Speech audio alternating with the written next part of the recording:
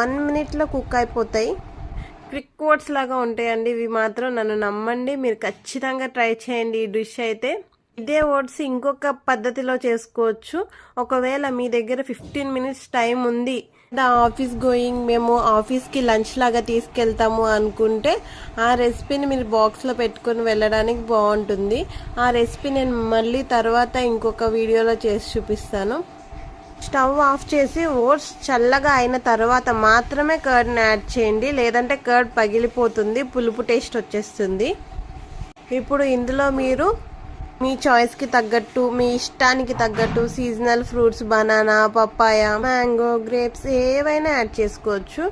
ఈ ఓట్స్ని మీరు ఇంటర్మీడియట్ ఫాస్టింగ్లో తీసుకుంటే ఇంకా ఎక్కువ మంచి బెనిఫిట్స్ వస్తాయి. నేను ఇందులో కీరా కూడా యాడ్ చేశాను. కీరా వల్ల వెయిట్ లాస్ ఇంకా ఫాస్ట్గా అవుతుంది. More weight loss recipes, like and subscribe my channel.